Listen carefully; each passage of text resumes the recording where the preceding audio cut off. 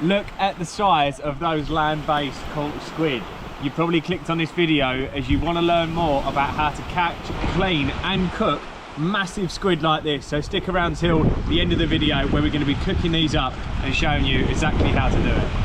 If you clicked on this video, you're probably wondering how to clean a squid. Now, I'm no means an expert at doing this. However, we've caught quite a few squid now during our time in Australia, and this is the best way we've found to go and clean them.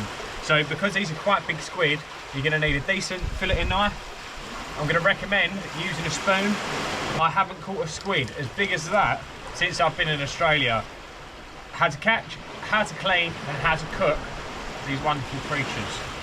What you're going to do is grab your squid, put it on the top of your cool box, and usually with small squid you can basically just go up inside them. But because this squid is so huge, there is no way my fingers are going to go all the way up inside to go and get the guts out. So we're going to use the back of a spoon and we're going to go up inside, and we're slowly going to work our way round the squid on the inside like so until the guts detach.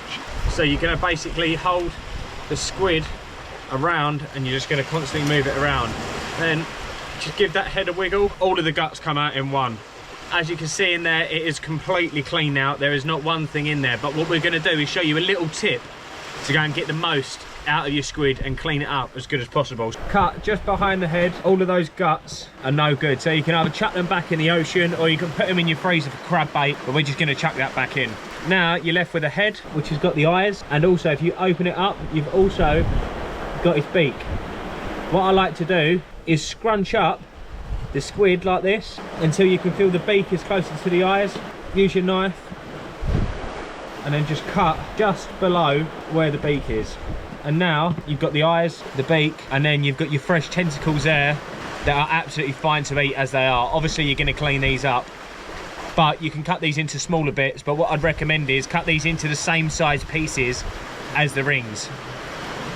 Right, so if you've got to this stage now, what you'll have left is the body, the wings, and you'll also still have the feather inside. So if you go inside the squid, fold it back, fold this bit back until the feather starts to come free, and then you can pull the feather out in one. Again, that isn't something that you can eat, so just chuck it away. It doesn't really taste of anything either, so it's not really good bait. So this is basically just a bit of waste, so you can chuck that away. And again, the albatross absolutely loves that. So at this stage now, you can technically just cut that up, but I like to go just a little extra mile just to make sure that I'm going to be cooking my squid well.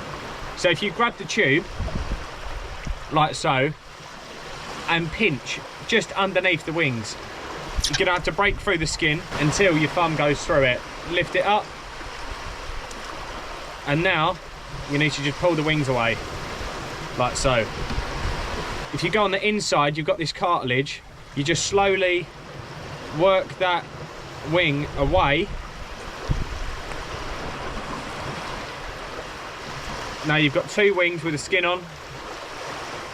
That is absolutely good to go to eat. Now you're left with a squid tube. This is going to be the difficult part because it's a big squid. With most small squid, you can actually turn the whole tube inside out. I'm going to attempt it with this, but I'm not too sure whether it will work. What you can do as well, when you take the wings off, the skin comes loose, and then just take the skin off. You can keep it on, it's edible, and if anything, it actually makes it look a bit better on the plate. But what you can do is push the squid now up inside itself, and now this is the fiddly bit. You need to try and turn the squid inside out. There we go. So look, you can put your finger in the bottom of the squid,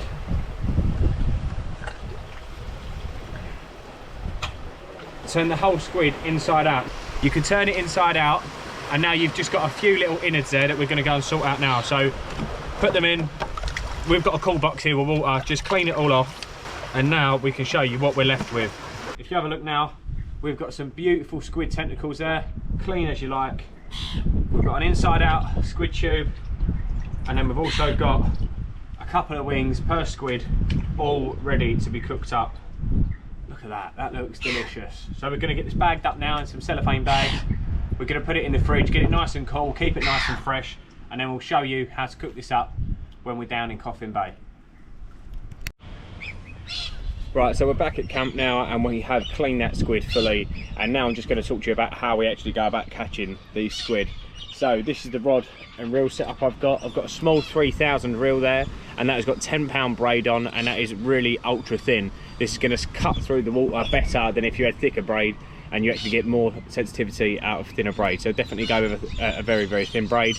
Now this is actually a Squid Special rod from Shimano. It's a very, very good rod. You do not need a squid rod at all. You can just get any light lure rod and that will do. This is a squid jig size, 1.8 to 3.5. The action is medium to light, and the line that is recommended is 3 to 6 kilos. So this suits it absolutely perfectly. But more importantly than what rod and reels we use, it's what do you actually use to catch these squid. So here we've got a selection of squid lures. These are super cheap out of most shops. You can get them in Coles, you can get them in Kmart, you can get them in any tackle shop. This is the one that's actually been doing the most bites lately, and this was only $3.50 out of an IGA store. So you don't need really expensive equipment. This is one that I got in Japan.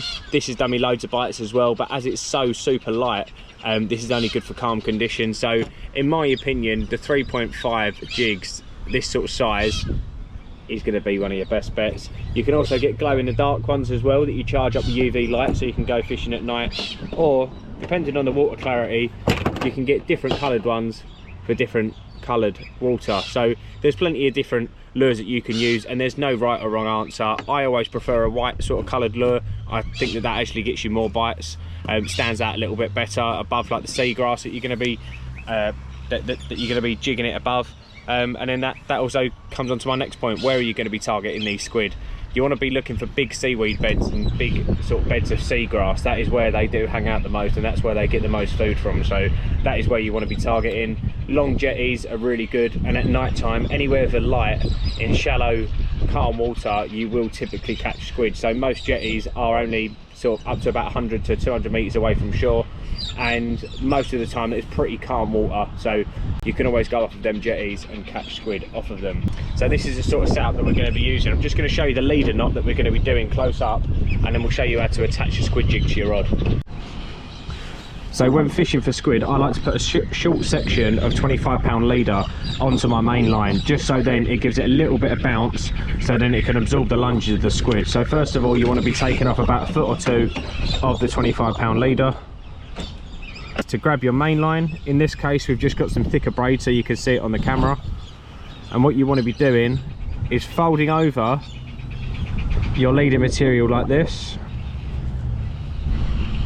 popping your line through that knot, through the loop, sorry, pulling that up, and then still squeezing your material. Now if you grab your braid, you go around the two tag ends that you've created up to 8 to 10 times, so then you've got a nice section like this, and then you go back through the initial loop that you've made like so. Wet that down, and then when you go to tighten this knot, that is one of the strongest leader knots you can have, one of the smallest ones as well. So now what you want to be doing is trimming your tag ends. A nice leader knot. What I would do is just blob that with a lighter as well, just to make it even stronger. And then on the end of your leader material, you're going to go and grab a snap swivel. Any small snap swivel will do. And then another knot that you should really be knowing if you are a fisherman. Go around your line up to 8 to 10 times. That's absolutely fine as it is. Pop it back through the loop, and there you have it, a very strong knot. Trim your tag ends again, pop it on the swivel like that, and now you're ready to go squidding. Right, so you're probably wondering how we're going to go and cook this squid, and there's many ways to cook it. You can either make like a batter, like a beer batter, you can sort of fry it, you can make a breaded one, you can put it in corn flour, which is a very, very popular way to do it, and then sort of shallow fry it. But what we're going to do today is almost shallow fry it, but with no corn flour on it. We're just going to be using this sort of all seasoning mix. So to cut your squid up, I'm pretty sure it's self-explanatory on how to make squid rings. You simply just cut down the body. When you're dealing with like the tentacles on it as well, you are just going to want to make them the same size as your squid rings and as the wings that you're going to be making. So what you want to be doing is making all your pieces very, very evenly sort of size, so that when you are coming to cook it, you're not going to get some oversized pieces, undersized pieces, and then they're all going to cook at different temperatures and different times. So we've cut them all into the same size pieces. We're going to go and shallow fry them now, and we'll show you the result once we've put them in the pan.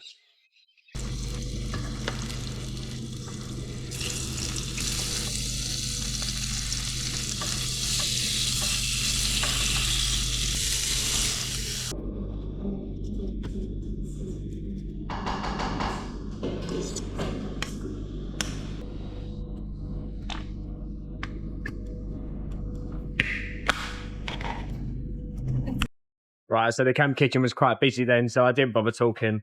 But we've got some lovely fried squid there. We've got some lovely long grain rice, some garlic aioli, and that is going to be an unreal meal.